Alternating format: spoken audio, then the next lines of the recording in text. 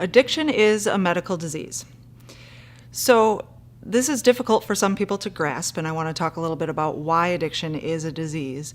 And in order to do that, we have to talk about what makes a disease. A disease is basically a malfunction of an organ, right? So if you have heart disease, then you have malfunction of your heart as an organ. Well, what's hard about addiction to understand is that it's malfunction of the brain. So when you have addiction as a disease, the organ that's affected is the organ that's in charge of making decisions, of making choices in life that most of us don't have any problem making, but when you're afflicted with this particular disease, it becomes very difficult. It's interesting because we have other diseases out there that do affect the brain, like Alzheimer's, for example. That is a malfunction of the brain, and it causes memory lapses and cognitive dysfunction. But when somebody's suffering from Alzheimer's, people don't judge that individual. It may be difficult to care for that person and be around them, but it's with compassion. Yet when we know folks who suffer from addiction as a disease and it affects the brain, we judge their choices and the symptoms that they're experiencing from that disease. So I think it's important for everyone to understand that this has been established as a medical disease, just like any other disease out there, and we need to approach it with compassion and understanding and try to treat the symptoms and get the folks back on the road of recovery. So if it is a disease, why are some people affected by the disease and others aren't? That's one of the biggest questions out there. And if we had the perfect answer to that, if I had it, I'd probably be a millionaire. But some of the factors that go into why some people are vulnerable and others aren't include the differing factors from person to person. We're all individuals, we're all human beings, we have different body systems, so whether or not we get a disease is the same as any other disease out there. Our biological makeup, our gender, our ethnicity, these are all factors that go into it. The stage at which somebody starts experimenting with substances can also be a factor. If adolescents experiment at a younger age during their developmental years, they're much more vulnerable and at risk for the development of addiction than someone who's a full-fledged adult and their brain has already formed in its entirety.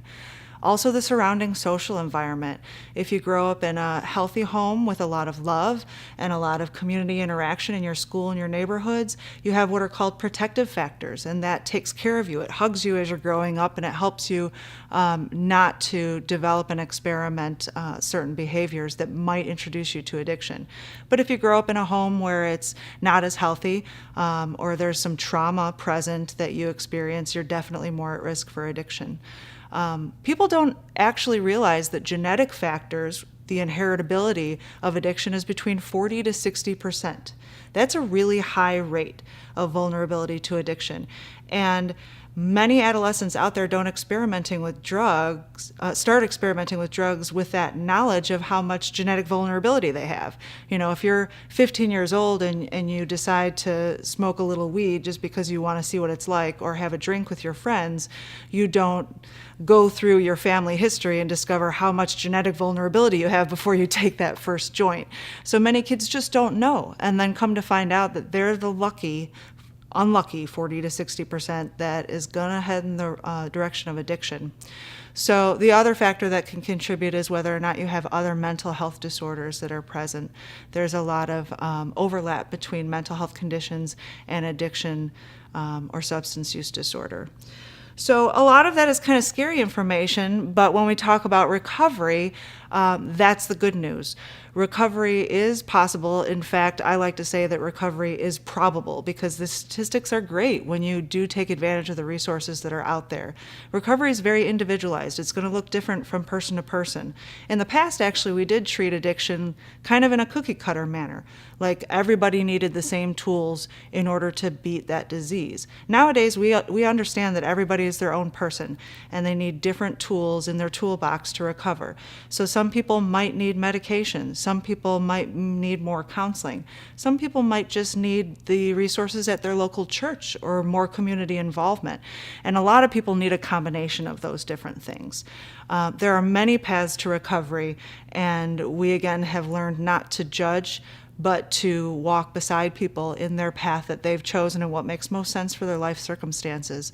And even though it is an individualized path, that road to recovery, it does take an entire community of support and love and compassion to help that person through it.